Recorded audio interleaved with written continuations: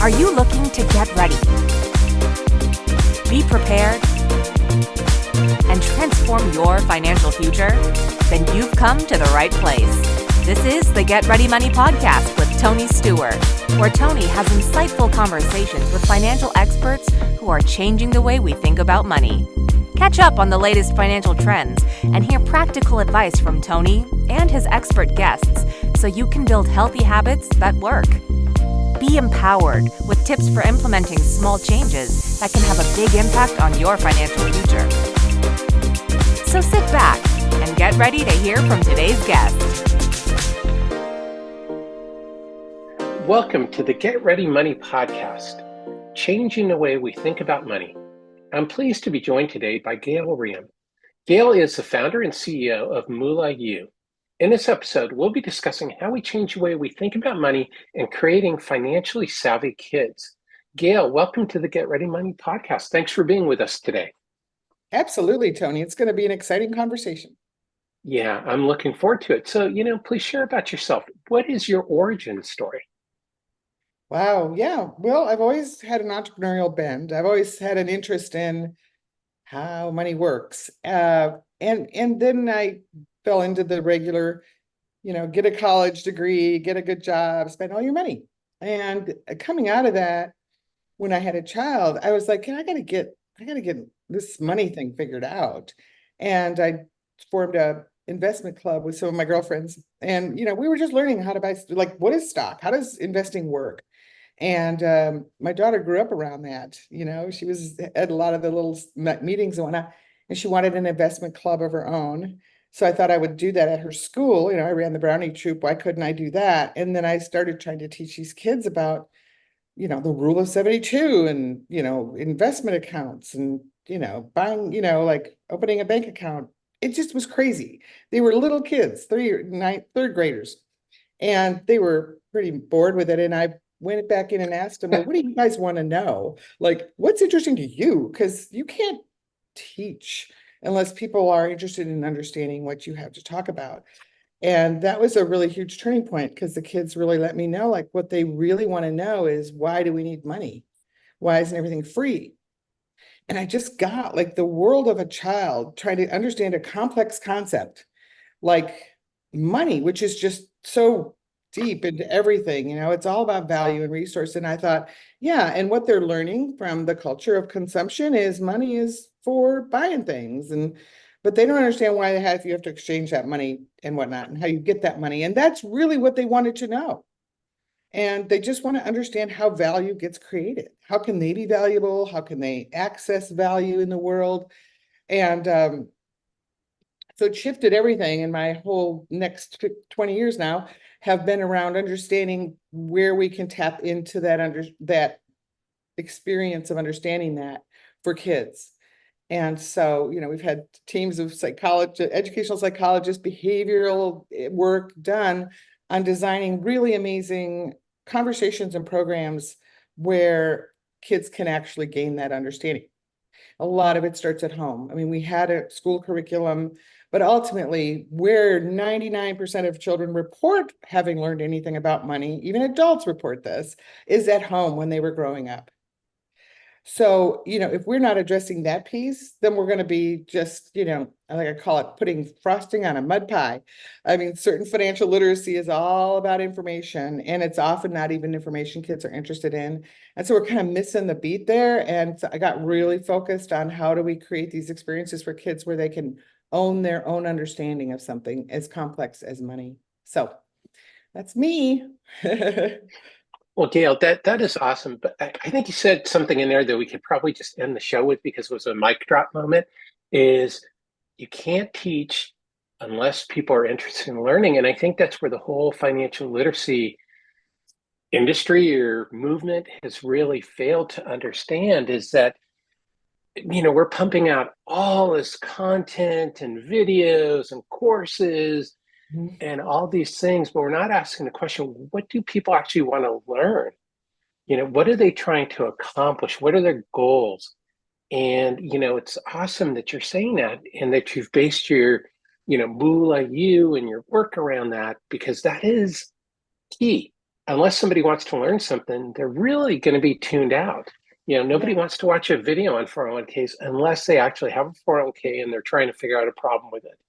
But Very true. And other it's than that that, easy. It's so easy to get the information, and yet, and the plethora that's out there, and people really aren't even accessing it. So, yeah. And this goes back to the entrepreneurship, which is if you're not, certain people in our industry, or if you're doing okay with money, or if you're in the financial services industry, you understand money pretty well. And we're out there looking at how can we make a difference in the people that don't. But we're not really asking them what their needs are. It's customer research. And we're coming from our brains, which is what I was doing with these kids. I was like, well, this is what you need to know about money, passive versus active investments and dividends. Oh, like they're 9, And when I stopped long enough to truly see, like, what were they curious about? It was the access point to everything. So then it was all games around trading, and we started doing the entrepreneurship projects, and that became a camp, a week-long business camp, which was live forever. And in 2020, we shifted to virtual. So it's available all over the world now. And we're putting these kids through this experience of money. It's what do they want to know? They want to know how to get money. Well, we'll show you how. Here, let's build a business as simple as a lemonade stand, whatever they want, whatever they're interested in, right? Whatever they're interested in. They'd go do their customer research. They decide people really want this and they'll pay me for it. And then they build a business model around that, and they pitch on Friday and they're already making money by Thursday. It's hands-on in the trenches, doing the work of understanding how value gets created, which is really the biggest question we're answering. So I think something to point out here is that every time I've done this, every single parent who's had their kid go through this, this is exactly what they say. I wish I had this when I was a kid. And really validates my work. But I also realize that when you're saying that, you're like, God, I suffered so long. Now I'm in my 30s or whatever. And my kid understands more about money than I do. And I suffered, and I'm still suffering. And that actually triggers them to go get curious often, which is why we have parent courses now.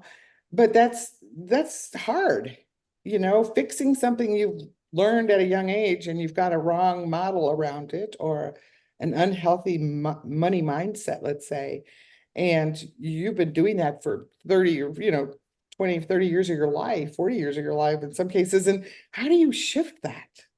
So our theory is just get the right one in place at a young age. And that takes care. Yeah.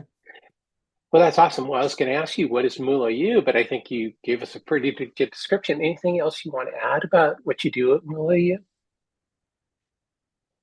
It started obviously with me being curious about my daughter, and then it turned into a lot of big different kinds of programs, curriculums in the schools, these online or entrepreneur camps, and ultimately parent courses, because we were hearing from parents, I wish I had this when I was a kid, or how can I do this at home? So, over the years, it's just morphed into all kinds of things. Like, for instance, this weekend, I'm judging the Acton Academy Kids Business Fair with 150 booths of kid entrepreneurs, some of whom come through our programs and whatnot. And I just think we want to be able to expand in that realm, which is not the adult education, although our parent courses are very much for adults, but it's all about how do you set the right tone for your kids. And so in the mix of all of that, we're doing obviously directly to our consumers, but we're also doing some amazing partnerships with other financial education organizations that might actually be doing programming in the schools, for instance, where there's not an experience, there's a lot of knowledge. So we're adding the camp, the entrepreneurship experience, and after that, so they can put that information to work. That's the best way we learn, right? All the different modalities, right? How do you get information and how do you process it going out? And experience is the best way. So we're working toward that. And we're also making this available through HR benefits offerings, because in the world of benefits, everything is getting really personalized. I mean, it was 401ks and health insurance forever. And these benefit programs are getting really interesting. Financial wellness has bubbled up as a huge factor because employers know that if their employees are struggling, they miss more work, the whole thing, and they don't want their employees to suffer anyway. So, but there's nothing really there for parents on how to do this at home with their kids. So that's the other piece. That's where we're going with next for us. And then, of course, we built an app, which is for parents to use to implement the learning at home. So it's not a bunch of videos, it's actual real money, giving it to kids, letting them figure out how to use it in an incremental way, so that by the time they're ready to leave home, they're capable of understanding how much things cost and how they're going to make their money last to cover their stuff. So that's pretty much all of Moolah U. Well, that is awesome. So there's some great resources. And, I know you and I have talked about this, and a shout out to Derek Wesley at Seedling, because I know that he's also talked about, getting parents involved, and that parents are often interested because they never really learned about their money.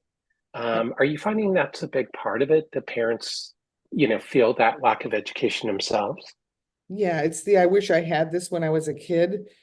And right behind that saying, when they say that, is the shame and the guilt. Because I'm talking to parents primarily. And so they're right there going, I don't know.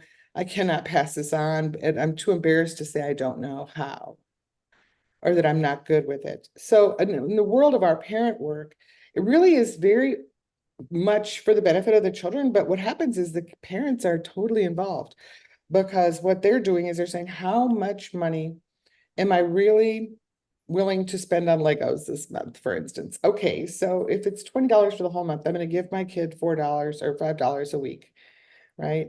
And that's going to go to their side and their own debit card. And it goes into a bucket. So that's really brilliant. Now the child knows how much money they have to spend on Legos versus, Mom, will you buy me more? The other interesting thing is we build all these other behaviors in, like off the top of any money that goes onto the kid's card, 10% goes into saving to invest, which is the number one indicator of future financial stability. It just is. And we hear it all the time, pay yourself first, but we're not doing it. It's obvious as a culture, we haven't done that. We don't even have emergency money. So anyway, that's all built in. So the parents don't have to know anything in order to do that. But at the same time, they're looking at their own finances. So they're getting a touch of, wow, I'm making choices. Now I made them for myself, and now I've got to make them for my kid. And everything becomes chaos once you have kids. And it's just really hard to stop long enough to figure all that out. So this is what we're doing in that regard. And yeah, it's got to start really early. Yeah. So why is it important then to raise financially savvy kids? Well, any parent who wasn't financially savvy when they got there is we all kind of know, right? It's again the shame and but also, if we step into adulthood with no real experience or understanding of how money works and how to make it last and all those things, we're more than likely bound to a life of debt and scarcity. And it's so fear-based. And so multiple reasons why, as individuals, we don't want to live that way, but even broader for our culture. If we have a culture of people that are so afraid of not having enough, they're just living in a mindset of scarcity and a reality of scarcity, they can't contribute. Right? And we need a world where we're all able to contribute to a world that works for everyone. Right? And so sometimes when we hear a world that works for everyone, we're like, well, who's taking care of me? But someone else is. So we all have to learn that. And we have to have the space to do that. That's another reason entrepreneurship is really good, is it brings a lot of empathy. Like, what's going on out there? What kind of problems do people have that I might want to go solve? Whether it's through a nonprofit doing services, or if it's a business that you can make money and hire employees, but what difference can I make? Which is kind of where I came up with my company. And that empathy is the foundation of a thriving community. So when we're living in scarcity, we can't have that. We don't operate there. It just causes a lot of trouble in our world, in our communities, in our families. Think about the thing people fight the most about in their families, money. And yeah, so wouldn't it be nice not to have that conversation at Thanksgiving? It would be nice. And I was wondering, before we get into the get ready money questions, could you share with me the story that we were talking about pre-show about the homeless woman? Yeah, briefly, again, this is the empathy that we don't experience. I live in a downtown area of Austin, and there's plenty of people wandering the streets, and you think about that as like it's a problem and it's separate from you. But we also tend to think about, "Ugh, what's wrong? Why don't they just get a job?" Or whatever we have our opinions, or we do the there, but for the grace of God, go out. We have all these opinions about it, but do we really understand it? And I had the experience of carpooling a woman to a seminar we were in. I got to know her really well over the 10 weeks and learned that she had become homeless because her husband had become very ill, and they'd used all their resources to help him, and he finally died. And then she was left homeless with 3 kids, or at the edge of her life, or at the edge of her rope, and she ended up in her car. And so for the next 5 years, when her kids were taken, she'd gone through every Wow. horrible nightmare that we all fear so much, because we're all in that sort of scarcity place, which is why we don't have empathy for the homeless. We don't want to think that we could be there. So the idea was that, we can really see through the lens of someone else how easily that can happen. It was such an awakening for me that I realized that this is not about taking care of ourselves. It's really got to take place in the world of, we all have the opportunity to have the tools to never end up there. It allows us our own security. It allows for us to take care of the rest of the world in a way that we might not be able to when we're living in scarcity. So kind of a long, it's a flywheel, we got to be in good shape, but we also, in order so we can help other people who might not be, and that help might come in the way of educating them. Yeah, no, I love that. And I know that's why personally I'm passionate is not because of homelessness in my case, but because I've done some litigation consulting, working with regulators, and seen a lot of financial fraud, elder abuse, again in the financial fraud space. And when you look at this, a lot of it comes down to education and people not even knowing the right questions to ask. Is somebody will say, "Well, how could that happen to somebody? Shouldn't they have known better?" And it's kind of that shaming question. Yeah. And it's the same thing. It's like, well, how could they possibly have known better? And we can all look back and say, well, I can think of a bad investment that I made, but we were fortunate because we didn't invest everything in it and we didn't get heavily into it. So that bad investment didn't really come back to hurt us. But think about that bad investment you made. What if you'd thrown twice as much at it? Would that have impacted you like you talked about? Is we all have the tools out there available to us, but we don't even know sometimes what tool we need, so if we're trying to fix something, let's take a plumber, if I'm trying to fix something in my bathroom, if I don't know the right tool, hitting everything with a hammer is not really going to be productive. Or if you don't know which pipe it is or how the pipes work. Exactly. And that's the thing is, so, that's why the beauty of what you do and the rest of, for my listeners, the other guests is these guests are helping you understand which tools to use and when you need to use them. And that's all. And, if you're learning something on the show, please go ahead and share with other people so they know how to do this in their lives, which is what Gayle's talking about is, that we can do this as a community to help our friends, to help our families, to help our loved ones, be safe and hopefully not end up homeless or in a bad situation. So, I'll get off my soapbox now. Thank you everyone for bearing with me. Well, I have a question for you. I have a question for you Sure. about that, which is the what keeps people from even wondering, is this a good investment or is this the best way to use my money? Is, again, I think it's that shame. Well, I should know. Like, and look, Amazon is telling me to buy this, so I'm gonna, like, that's who I'm listening to. And why would I go look at YouTube just to check in a video about should I buy this or not? We don't even know. We're just hooked into the consumption, and so we're not going to go look. And we know, maybe it's like, I know I shouldn't have chocolate cake for breakfast. I know how to lose weight, right? I always love that example.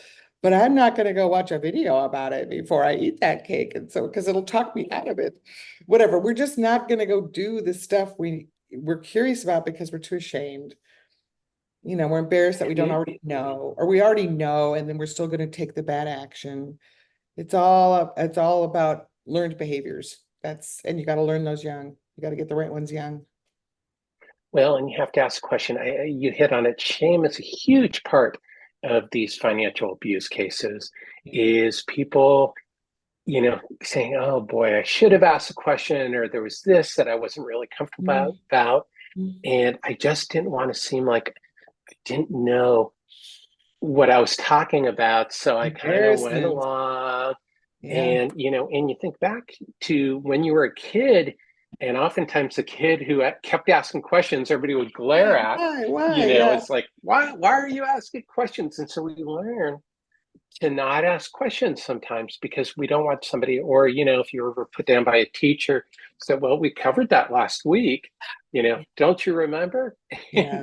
And so we don't ask the question. So Gayle, let's get into the get ready questions. The first one is, what basic money concept do you wish people knew? That money is a tool and it has many uses. And we can use it to make more. And has a lot of judgment with it sometimes. It also has a lot of fear. But the most important thing, just like I said earlier, you can know, oh, I should be saving and investing, but the doing of it. So the actual muscle and discipline it takes to only use 90% of your money on consumption, which is still a lot of money. I mean, even if you're not making much, it's 10% goes into saving to invest.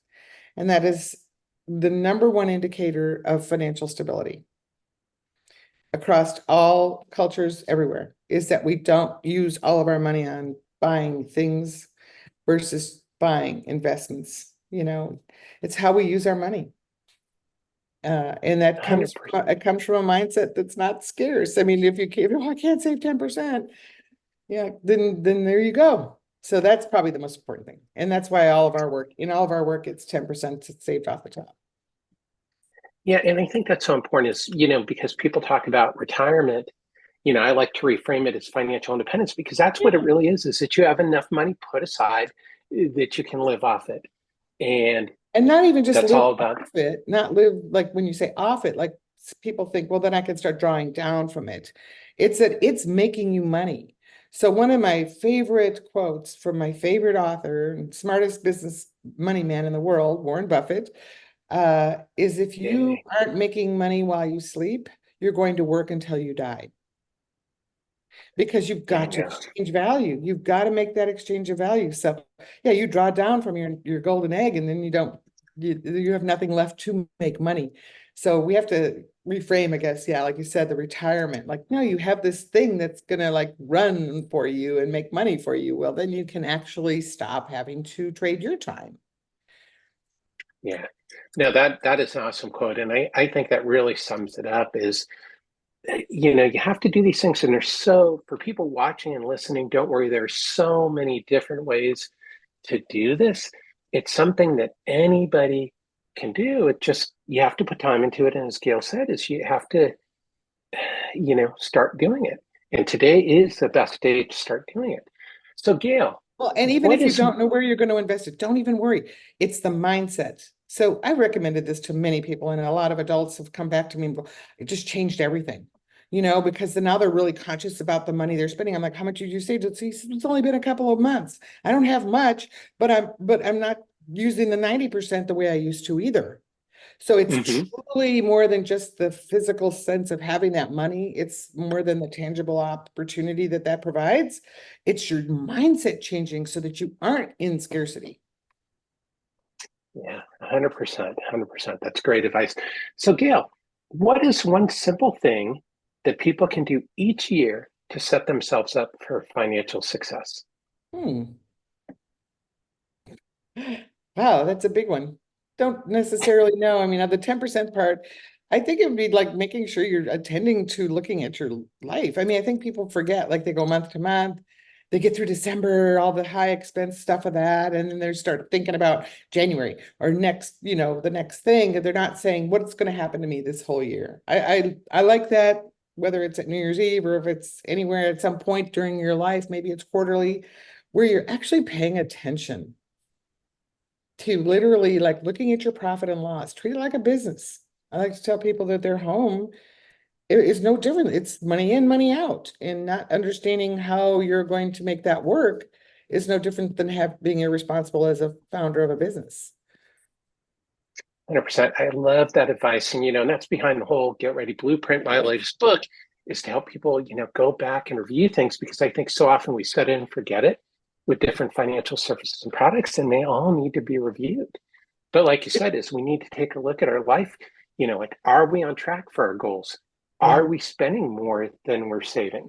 And taking a look at the big picture, because when you're looking at everything in micro, which is how people make many financial decisions, like one that people have heard me say this a million times, is when I talk about Bitcoin. The question shouldn't be is whether or not you should buy Bitcoin. The question should be, is Bitcoin the right tool to get you to your goals?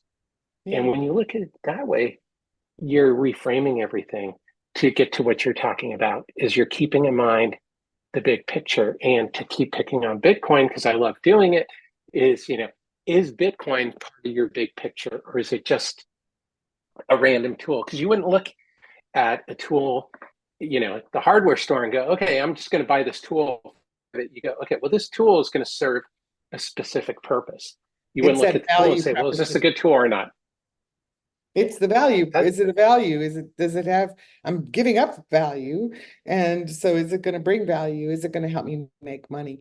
I think the other thing that you pointed about is data informs everything. If we're not measuring what we're doing, if we don't look at what we've done and say, I spent way too much on wine last year, or whatever, you can't even begin to make choices that are going to put you in a better place. And so when we ignore, that roadmap of our finances, then we're just driving blind. Yeah, 100%, 100%. So here's one about habits. What is one habit that people can change when it comes to their money? I just think time. I think we're in such a hurry to have the latest thing, to make decisions quickly. Decision fatigue is really rampant because of our fast moving world. And we would rather make a really quick decision to just to get the decision done. Oh, I don't know. I could probably buy this cheaper online or wait for a sale, but I just want to have it now because I don't want to have to think about it anymore.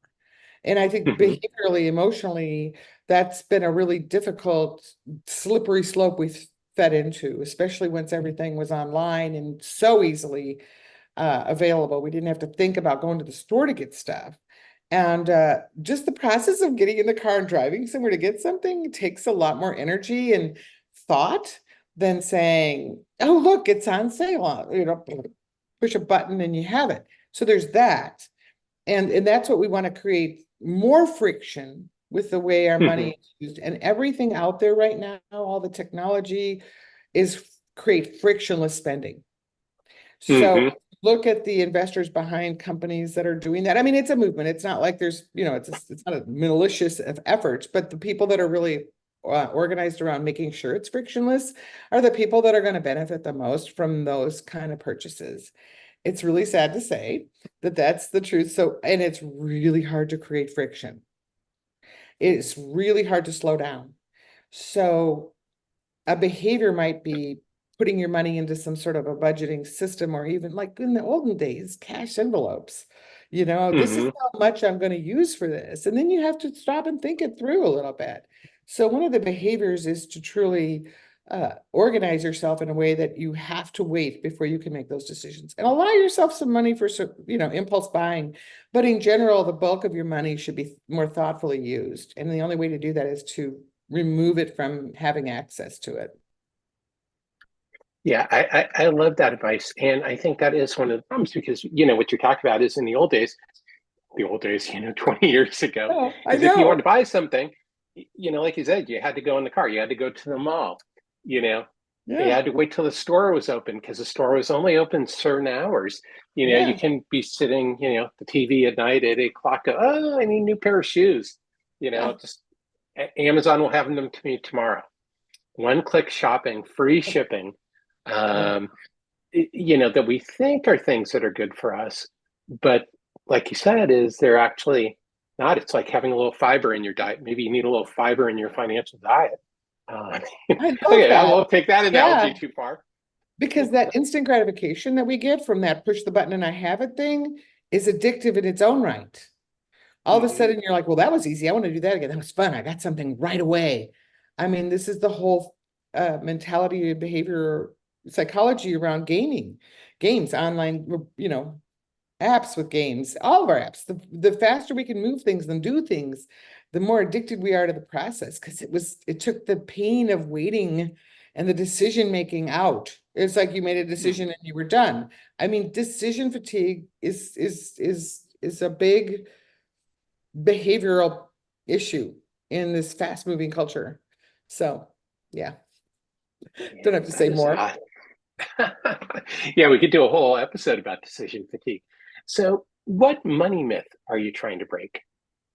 Hmm.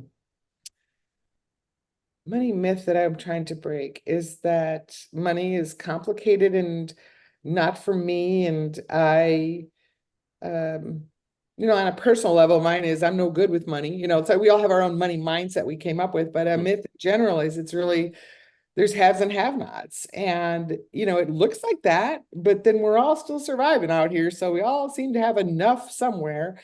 And then this whole idea of enough, like what's enough? Like what is the value of having enough money and what's enough to you? And what does that provide you? I don't think we look at money as a tool. We look at it as it's envy or wanting something we don't think we have. And when we really do have enough, we're just not grateful for what we've got or not dealing with what we've got in a really powerful way that makes us feel good. That's the myth. It's kind of large, but again, it's kind of a culture of us moving real fast and having money mean everything. I grew up in And I Wisconsin and love there were that. farmers. Everybody was just happy, we had our chickens and we whatever. I wasn't always out in the country, but when I was like really clear that this is a life. These people have a fantastic life having this farm with these chickens because I love going over there. And it was just to me that was like, why do we need a fast car and all these things we think we need that we're not really they're not really honoring our experience of life necessarily. So And with you, I just read something yesterday. I wish I remember where I read it, but they were talking about that. We tend to think we don't have all these things, but we're better off than the King of England was 300 years ago in terms of what resources we have and yeah, how rich we are. And we tend to forget that we're so much better off than people at any other time in history, and that in this country than pretty much people anywhere else in the world. Um, so it's like the more we get, it seems like our mindset almost becomes a little bit worse about it. So, yeah. Gail, let's get out the time machine now. What advice would you give your younger self if you could go back in time knowing what you know now about money? I think I understood a lot about my parents were really great. I mean, I was always kind of doing projects and things, but I really didn't have the idea of that it was a tool to use for investing. And I wasn't in the habit of saving 10%. So I was left with I could manage the money I was making, but I was always right at the edge. Mm-hmm. I was never getting money to begin to work for me. And a really good example is, I raised my daughter in this. And she was doing investments with her investment money, buying a bubble gum machine and putting it at this really hot local restaurant and making $50 a month at 12 years old, right? She was just constantly using her money to make money so that when she finally, got out of college, had already saved a ton of money, which is difficult to do in college. But Mm-hmm. had just continually always kept using money to make money. So that actually helped her in college. And, got out of there and started buying real estate and was able to just move right into a profitable investment strategy for her. There's a lot of ways you can invest, and that's one of the ways that she's growing her wealth and using her money to make more. And it was so right there. So I wish I had had more of the experience of using money to make money. I got a really good basis of how to live within my means, essentially, but not that other piece. Yeah, that's awesome. And I know you've talked about that earlier, and that's such an important thing, is going back to the Warren Buffett quote, is about, having your money work for you. Your money should be making money for you while you sleep. And that can be a whole variety of things. So Gayle, to wrap up, what is your number one tip on changing the way we think about money? Now, yeah, if we can experience ourselves as having enough,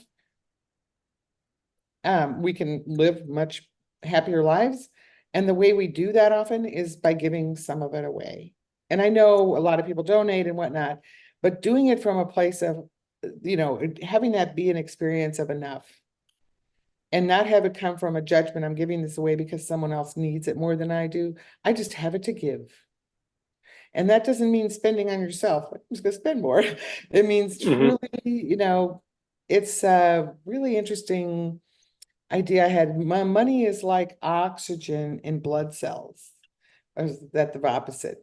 It's opposite. Money is the blood cells that just move oxygen around. So, the idea that we're just continuing to create money flowing instead of hoarding it or, using it and not having it flow inside of our communities. I think that's got to happen in order for us to start to change the way we think. If we're just buying, the money's moving, but it's not moving in a way that's actually contributing something to someone else or to some other effort. I just think I know in the moments when I have felt as, oh my gosh, I'm almost out of money, and I'll literally give $1 to a homeless person. It's like, just buy someone a coffee, just do the nice thing, just be empathetic, be contributing, be generous. Because if you are being generous, you will actually start to realize you have enough. If you start giving away, you'll realize you have enough. I love that. And I think we underestimate the power of giving. That it actually, like you said, it benefits us as well as the people we give money to, or the organizations, because you can support organizations that you believe in. And you can see the difference, especially if you support your local nonprofits, that are doing something that you love. If they're, buying books for kids, or, my son has type 1 diabetes, and listeners have heard that before, is we support organizations that support kids with type 1 diabetes. And it's something that we're close to, and it makes us feel good.